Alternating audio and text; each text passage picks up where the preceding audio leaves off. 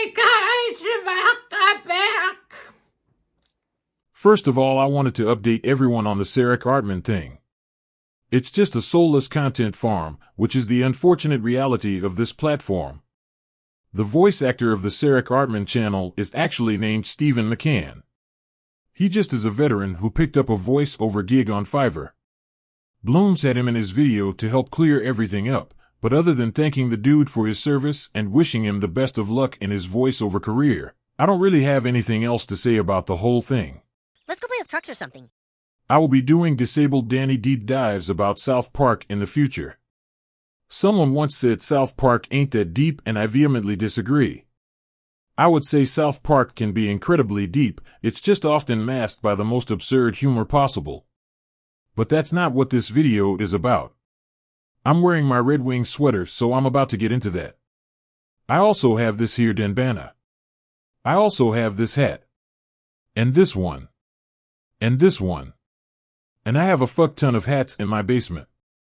I just realized how much headwear I have. I don't have a problem, you have a problem. Anyway, I had an MRI this week and just had to get a picture of this. I can only imagine that a tumor boardroom would look like this, but with multiple tumors. I'm a tumor, I'm a tumor. I'm a tumor, I'm a tumor, I'm a tumor. I'm a tumor, I'm a tumor, I'm a tumor. Oh, I'm a tumor. It's also pretty obvious that Christmas is over and it's back to reality. Nothing says that quite like a headless Santa. Back to the MRI though. Not to be confused with Mr. I or Mike Ilitch, who owned the Red Wings. Mike Ilitch also owned the Tigers and pretty much brought back the bleacher creatures of Tiger Stadium, which were probably banned for good reason. Center field bleachers of Tiger Stadium, where rowdyism among some fans is nothing new. Over the years, bleacher bums, or bleacher creatures as they've been called, have thrown beach balls, cherry bombs, garbage and bottles onto the field. They've even jumped onto the field only to be wrestled to the ground and arrested. Last week, the vulgarity and outrageous behavior became uncontrollable as thousands of patrons in the bleachers ignored public address system pleas that asked in the name of common decency to stop chanting obscenities. Obscenities heard not only in the ballpark, but picked up unbleeped by television and radio microphones.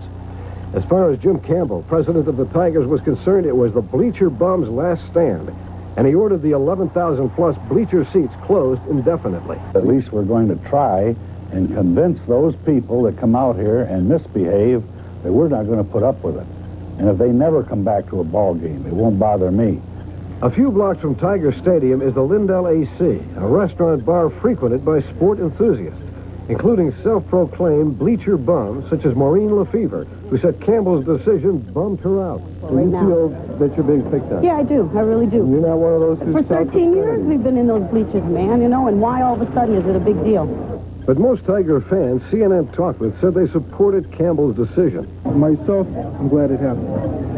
I mean, between the throwing beach balls and the foul language, it's about time that somebody did something, and they did. It is offensive, and it's very surprising to think of adults in the bleachers with their kids alongside of them would chant something like that. So when the Tigers took on the White Sox last weekend, the bleachers were no man's land. And with 11,200 empty seats, this usher, for once, enjoyed a quiet night at the old ballpark. The bleacher creatures were gone, and no one seemed to miss them. Robert Vito's CNN, Detroit. Yeah, there was no way my mom was taking me there as a 4-year-old. When Mr. I passed away, Chris Ilitch took over. The main difference is that Mike Ilitch invested in the city of Detroit, while Chris Ilitch is actively exploiting it. If you don't believe me, go check out all of the great parking lots in what was once historic land. Seriously, Ilitch Holdings just buys historical buildings in the city and destroys them just to put up a parking lot. Isn't there a song about that? A big promise was that Little Caesars Arena was going to bring good-paying jobs to the city. When I worked at LCA, I was making more money from the coronavirus stimulus money. Let that sink in for a minute. The District Detroit or whatever was just a scam to line Chris Ilitch's pockets. And having Stevie Y at the helm seemed like a good idea. But it seems like Steve Yzerman is trying to bring in former first overall picks, which, like, Okay, just because they're not studs anymore, a young team that's right on the edge of ending an almost decade-long playoff drought would need that, right? But Chris Ilitch allegedly didn't even give Stevie Y the respect he deserves.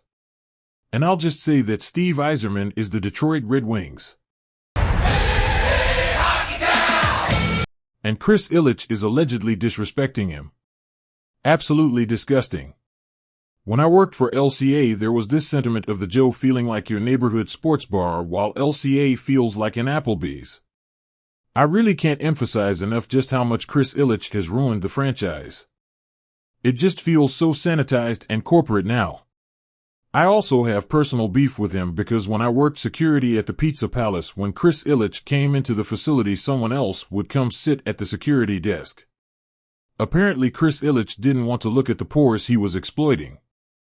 I'm going to go back to talking about Mike Ilitch now because Chris Ilitch is seriously the scum of the earth. So I'm going to mention these Mr. Eye patches that a lot of my coworkers had. But yeah, let's put our nostalgia goggles on for a minute. I mean, just look at this commercial from the 90s.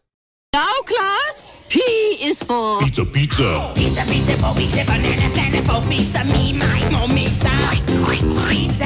Little Caesar. Caesar, Caesar, for pizza. Banana, banana. For pizza, me, my. Oh, Caesar. Little Caesar. Break it down, yeah. Nothing can beat him, so come on, let's eat him. Little Caesar. Caesar, Caesar, for pizza, banana, stand for pizza. Now you can get a free toy. Surprise prize at Little Caesars. Free toy at Little Caesars. Come on, everybody. That decade was just full of fun and whimsy. I guess that'll happen when you're blissfully ignorant of the impending terror attacks, housing crisis, or economic recession. Nothing said 90s blissful ignorance quite like Caesarland. Seriously, if you never experienced that as a kid, I'm truly sorry.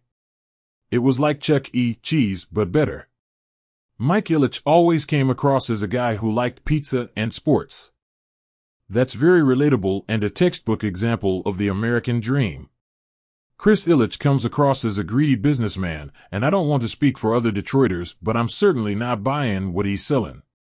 I guess I should roll out, but I'm gonna call Chris Ilitch a greedy scumbag before I do. For more Disabled Danny, you can go to my website, disableddanny.com. You can join my cult, the Dan Fam, by subscribing.